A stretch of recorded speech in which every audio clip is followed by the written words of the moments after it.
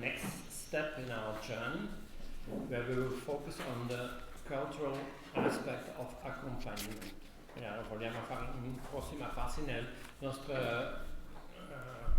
giorno o cammino e facciamo un passo sulla dimensione culturale dell'accompagnamento dei giovani. Per questo abbiamo invitato Katharina Karl. Lei è pastoral teologin, un professore della teologia pastorale. Ha lavorato 3 anni come responsabile per il centro di Jugendpastoral Institut in Vindingborg. Era la professore di Stefan Bauer. A questo momento lavora alla Katholische Universität di Eichstätt-Ingolstadt e a questa università lei è professore per la pastorale giovanile, è specializzata nel lavoro con un pastorale orientato sulla biografia delle persone è interessata anche nella dimensione interculturale della pastorale. So I'm happy to present to you Katharina Karl, who is from profession, you could say, is a professor in pastoral theology. She worked 3 years as a director, coordinator of the Jugendpastoral Institute of Vindingborg. She was the predecessor of Stefan Bauer. At the moment she's a professor at the Catholic University of Eichstätt-Ingolstadt, and she teaches their youth ministry. She is interested in the biographical dimension in pastoral and development, and also the intercultural dimension is her topic. So she's the right lady at the right place to help us to explore these cultural dimensions. The floor is yours. Thank you, Karl. And I don't know if you've noticed how much culture has already played a role during these days. If you noticed after the talk of Katharina, there were questions related to it. But how does it work? Are young people different if they come from a different culture? And just right now I was sneaking in when some were sitting and sharing their coffee, and it was about how in different culture you really have to, also on a psychological level, be very different in how the way you touch, you approach young people. So it's, I think in many ways it's good we enter this moment of focusing on the topic of culture. And we have a translation, tenemos una traducción italiana, y espero que les va a ayudar también a seguir. I thought I would do 2 steps and then a 3rd step you are taking together. I have a shorter talk. My talk is shorter because we want to work on that also together. And the first question I will, a very simple question, but I think an important one, to be aware what culture is, what do we talk about when we talk about cultural importance in accompaniment. The second, and for that I have chosen some models, how to explain it, to just give us a concept to be able to make a transfer to the reality of accompaniment. And the second is then to deepen a bit in which levels it is important, culture is important for accompanying young people. And the 3rd step, you are working together, we are working together. What does it mean to accompany in a culture-sensitive way? So for the first question, the first step, what is culture?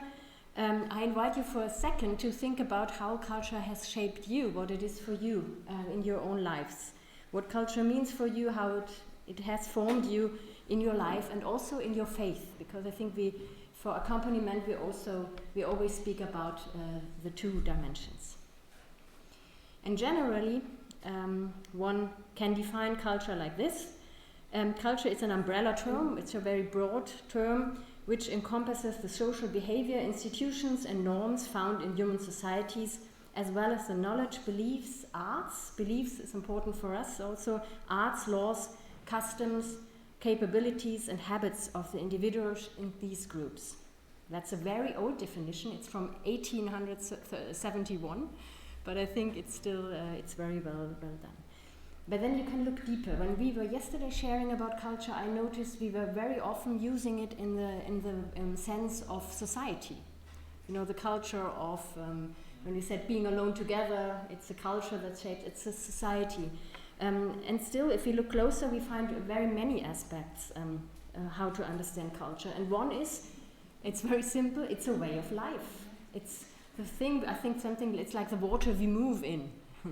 And we notice when we go to a different country what my culture is. I never felt so German as when I was in Mexico. I was so German. I was so fixed on timetables and things, cliches, you know, and you're not aware about yourself. So it's a way of life here in Italy to have espresso after dinner. In Mexico, for example, also I think Sister Magna told me in Costa Rica for Christmas you have posadas, you have big events to celebrate, or maybe it's called differently.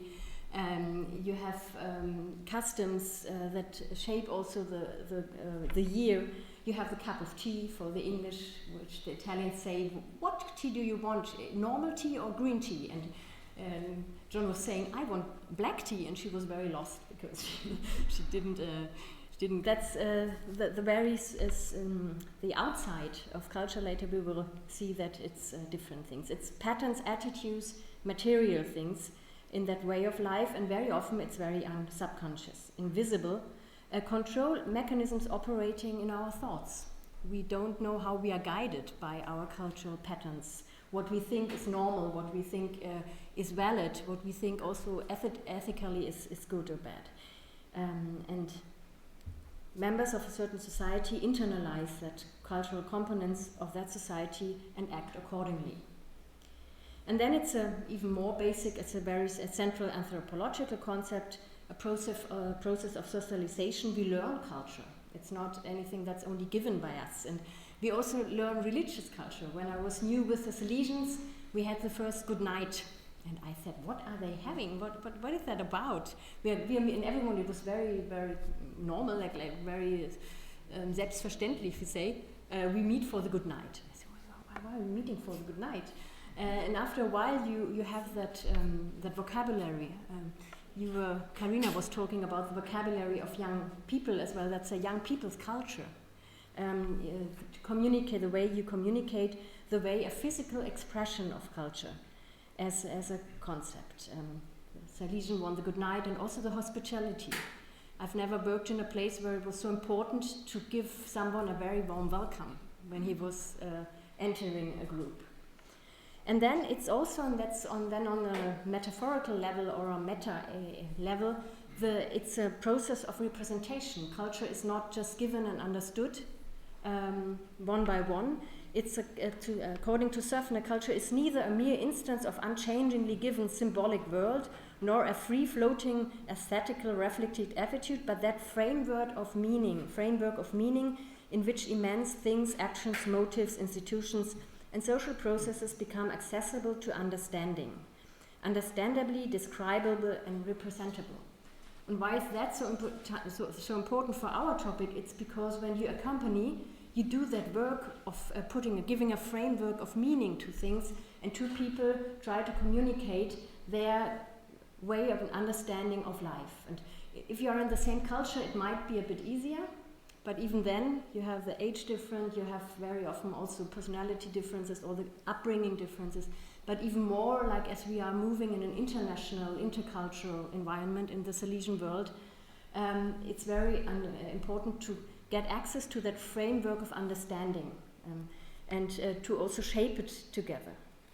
So key aspects of life can be understood by exploring the fundamental beliefs and assumptions of a culture. A special form of culture then is the religious culture, a sub-form of culture, or maybe an inherent part, at least of traditional cultures. Today we have also secular culture with their way of giving meaning to things, and we try very often to find a bridge to translate. And it has a spiritual, an institutional, and an ethical aspect. And for a company, of course, this is also an important factor to deal with. when you look into intercultural theology and also sciences, there was a moment of a cultural turn when suddenly culture became important to study, because there was a drawn attention to the fact the cultural context and cultural practice and their meaning need to be explained. And Judith Gruber, which is a German theologian working in Leuven, I think in Belgium, she was discerning or distinguishing three approaches to understand culture. And the first was also stages in like in science history. The first step was understanding culture as a text. It's like it's trying to read culture as a whole and to decode a symbol. But then it was clear that that's not enough, because for the decoding you suddenly get aware that there are different dynamisms taking place in cultural relationships, and that's why the second idea is about writing culture. And it takes into account the fact that our understanding of culture is conditioned in many ways, rhetorically, historically, politically, and there's no neutral description. And this is also important when we have in accompaniment and in intercultural relationships, and also in the church, how, like in the history, it was a colonization, which I think the best example. There came people from Europe, people with a Catholic faith, imposing to other cultures their way of understanding culture. And it's very subtle to do that also in accompaniment, in relationships. And then the thought that some cultures might feel superior to others. I had a student from India this semester, which I liked a lot, and he suddenly said, you know what, once in my life I was given a picture of St. Francis Xavier when he was entering China. And I remember I saw many pictures like that, and I was also very impressed, you know, it's that missionary coming out, exposing himself to the different, to the wild world. And he said, you know what that made with me? Because there I saw an Indian guy kneeling down before the white man. And the white man was the holy man. He was the symbol of the holy man, of the culture that was in power. And he said, what do I do with that image? And it really changed my way of seeing things. Like for me, it was culturally totally normal that St. Francis Xavier was like a hero crossing oceans. And for him, it was an expression, this image was an expression of submission. He had to do in front of another culture, which even was linked with faith. And I don't know how much this still is influencing our congregations, our dealing with each other in church. In America, there's a concept that's called white encapsulation, which says that white people still, even if they reflect about it, they still have very deep-rooted that sense of feeling superior, even if they, because it's by history, it has been for ages that they were the powerful, that they had the power in their hands.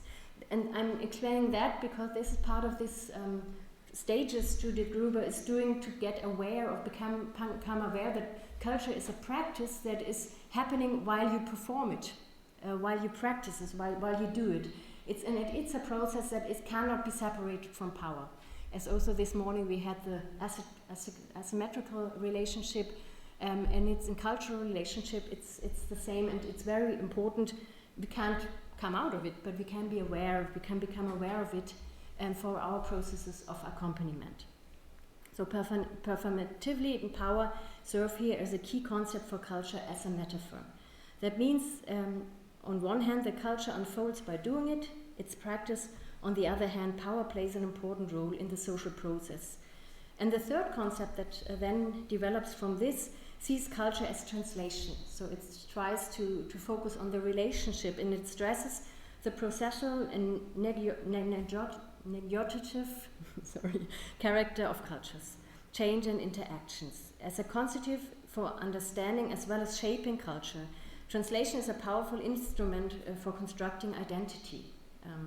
Here we touch a motive essential also to accompaniment, because in accompaniment it's about being together for shaping the identity of the other together. So for our topic, it's therefore interesting to think about how we consider culture, the culture of the other, how we consider religious culture, we move and live in. It's, I think for me, more than everything, it's a process of becoming aware, of self-reflection in the way we culturally, and also it can be because Karl was mentioned it in the morning, no? It's about men and women, how men and women are conceived their role in certain cultures, and how that influences our way of relating to each other. At this point, then, I like to introduce two models that are very old, but I still find them very striking, of cultural expressions and how they unfold, how we can understand the deeper levels and meanings of cultural patterns, and how they can help us to work on our communication. I don't know who knows the iceberg model. It's, as I know, it's probably nothing new for you. And it's from the year I was born in 1967, so it's not the, you don't get the newest point, but still I didn't find anything that practically that's newer. And the iceberg model of culture, Hall was the one developing it. It makes us aware that there's two levels in the cultural world. It represents a metaphor for the visible and the invisible aspects of culture.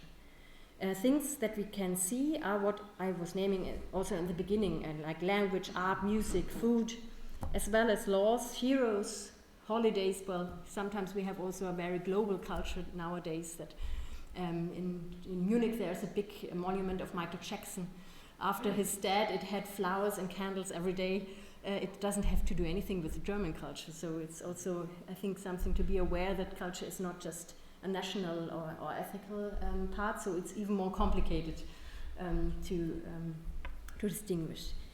These the hidden parts that are at the bottom, you see here it says values, traditions, belief, ethics, customs, morals, meaning of life, philosophy. I mean, that's the ones that are really going, how the image is saying, very deep. And it's very often nothing we are so conscious about. The listener does not need, these hidden parts are at the bottom of the external side of culture and cannot be seen or detected that easily, but then it's kind of an unspoken, in a certain cultural context, it's the unspoken things that you have in common. Or maybe it's I don't know if we would here share the Salesian understanding of culture on that deeper level. I'm not sure if we would have this, if we put the same names with it. And that probably is also good for a company to know, like what moves the person from inside is something the person very often doesn't have access to that easily. But it's shaping the decisions, it's shaping the goals, and it's also maybe shaping the fears. Because if a culture has a lot of fear to lose honor, I will avoid everything that makes me lose my faith before you. We had the thing with losing faith also.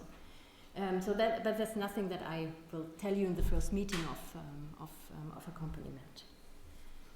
So this is something I think it's really worth working on, and we will do that in the third point. And then there's a second concept which also influences a lot and even more the intercultural relationships, which also is by Hall, and it's called the high context and low context communication. The high context communication is a non-direct communication. It means that factors such as status, social relationships, social environment, formality, non-verbal gestures, silence, symbolism, etc. are taken for granted in communication. The listener does not need to be introduced into the content and nor the context, as he or she knows it. The form of communicating is therefore much less direct and more community-orientated.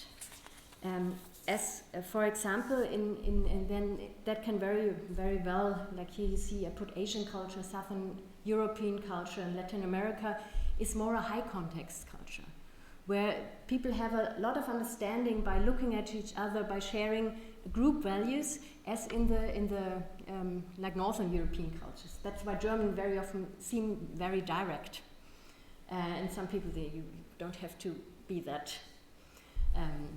strong in expression, but in that culture you need it, because otherwise you think no one will understand you. And I always tell the story when I was living in California with a different group of very different cultures and from countries, and there was some Asian girls who by a sign of the mouth they would indicate whether to close the window or whether if they needed salt, and my friendship always would make, and I just didn't understand her. I didn't get what she wanted me to do. I needed the word, and the others, they would get her. And very often I was lost in the contact, because they had already clarified what to do next, and I just had missed out the steps because I was not able to follow the signs. Low context communication, on the opposite, the speaker depends little on the context of a situation to convey meaning. It presumes that the listener needs a lot of background information. Low context cultures tend to be logical, analytical, action-orientated, and concerned with the individual. And of course you have in the different cultures different types of people. I don't want to open up too much cliches about nationalities, but you find that very often also linked to ethical cultures. Communication in the low context communication is less intuitive or implicit and more direct. And people don't react to non-verbal communication, as I say, if you make a movement with the mouth, someone wouldn't understand it. And that, for our context, again, of accompaniment, means that it's very good to reflect about who am I with. Is it is the person, does they feel hurt by more or less direct? Do they understand what I want to say? So these were the different concepts, and I'm coming to the second point. Why is this culture important for accompanying young people? And I just distinguished 3 levels. The first one, the existential level. Culture is where we come from. We all practice cultural patterns. Culture is part of the personality. There are prerequisites that young people bring with them. Culture shapes human history and the history of humans in a very powerful way. Sometimes this process is conscious, sometimes not, as we have seen. Successful accompaniment helps to bring to light the hidden traces. First for the one accompanying, but also for the people being accompanied. As accompanied is always related to communications, it is important to code and decode meanings, to find an understanding how you like to share, how you like to talk to each other. Considering cultural aspects, to be attentive to bodily expression, mimic gestures, and very often we do it also unconsciously, but it would be a good exercise to observe ourselves when we are with someone. Does the person feel comfortable? Does they sit like that, or does they sit openly? It's all part of this. And to know also the culturally shaped patterns. For example, in the asymmetric relationships, there are cultures or people educated in a certain, maybe a scrupulous way or respectful way, who wouldn't give their opinion if there's someone there who has more authority.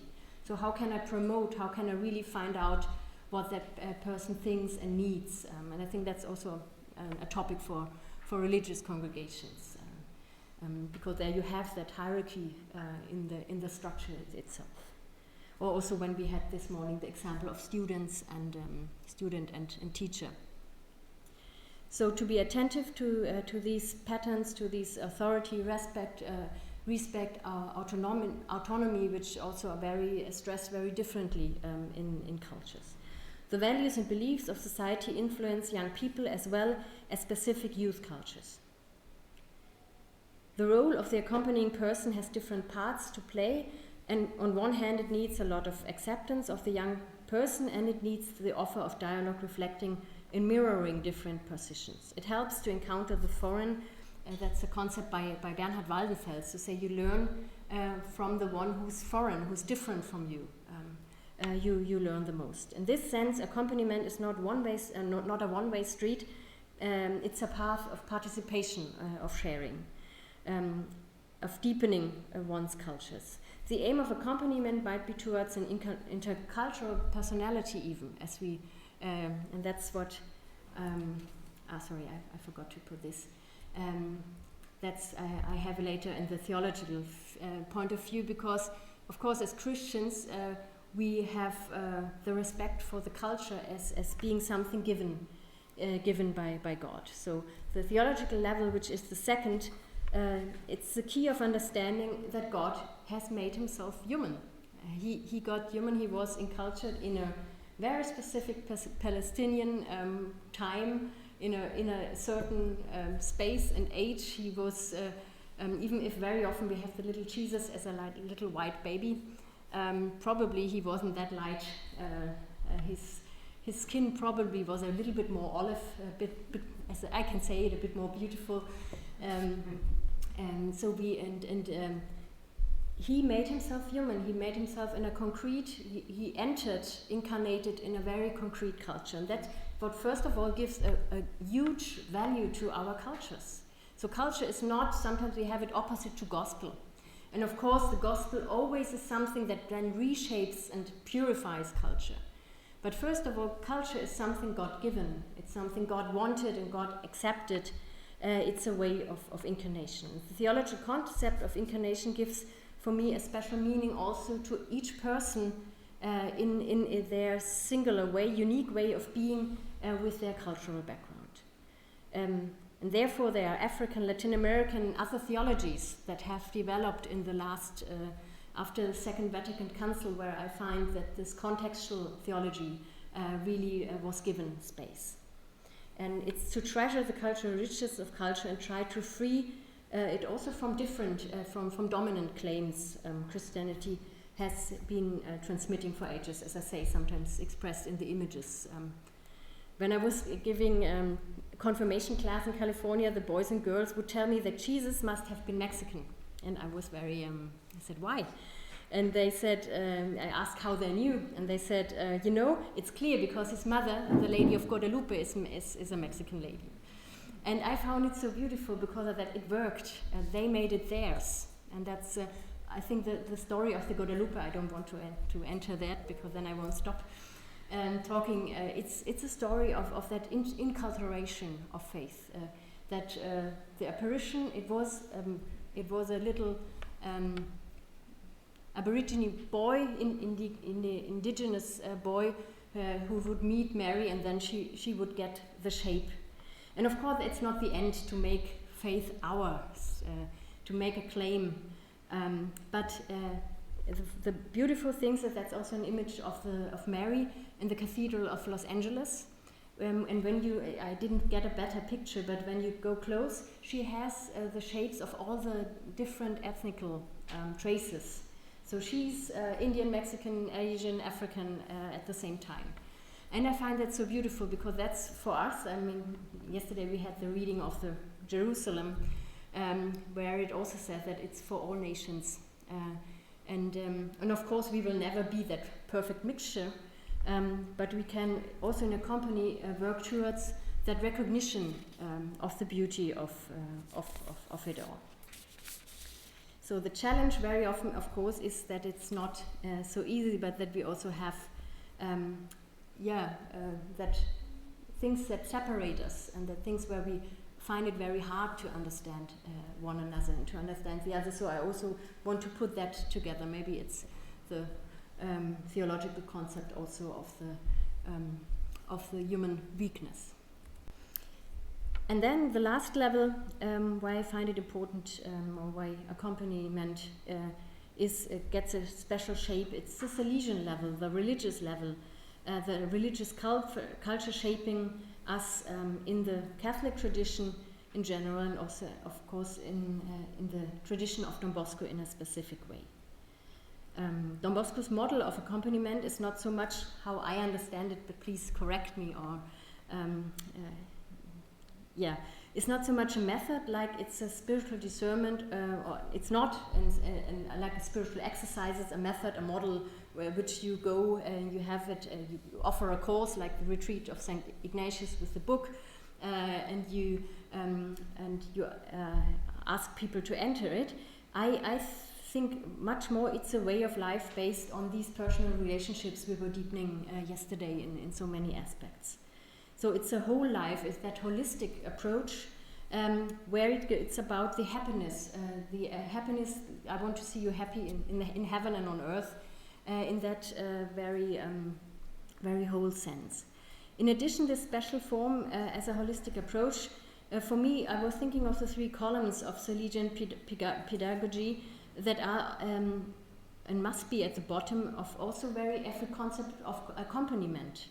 If that it's accompaniment done by reason, done with communication, with logic, with looking in truth at the life of the other, and it's done with that attitude of love and warmth and family atmosphere we were also exploring about yesterday a lot, which I found for me was very also not new, but it was to rediscover it, how it's really the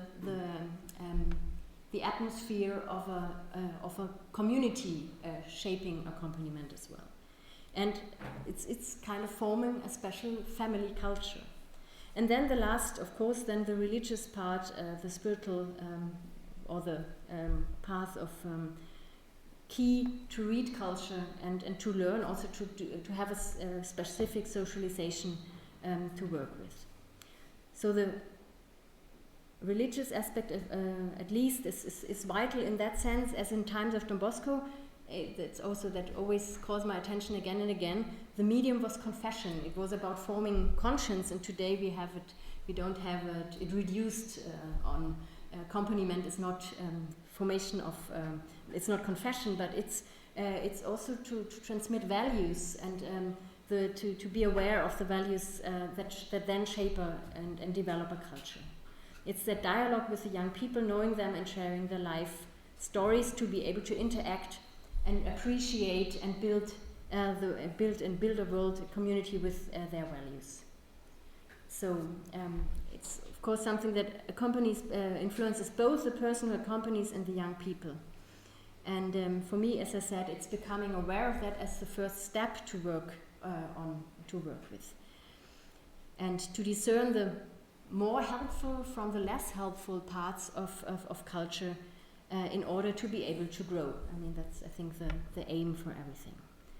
And I think I won't explore more now, because it's something I just wanted to give some concepts, some ideas to understand how culture works, that you can work on it together. And we are doing it, and again, in a different digital, with the help of a digital method, and it's the Padlet method. And if you wonder, or if you ask me what does Padlet have to do with culture, I would have said until yesterday, when we had a sharing in the morning, I would have said, well, Padlet works with everyone, so why would it be culturally shaped? And yet, also like that, we were discussing how we would use it at university with students, and then we noticed that cultures also deal very different, like what I said, the more communicate cultures, they say, why do I need a Padlet? I can talk to you. And others need, maybe it's better to write something and then later to get in contact. So it has a lot to do with culture, and but at this moment we will just use it to also get the results of your sharing groups, and I will show to you. The questions are here, but they are also in the Padlet written, and I hope I've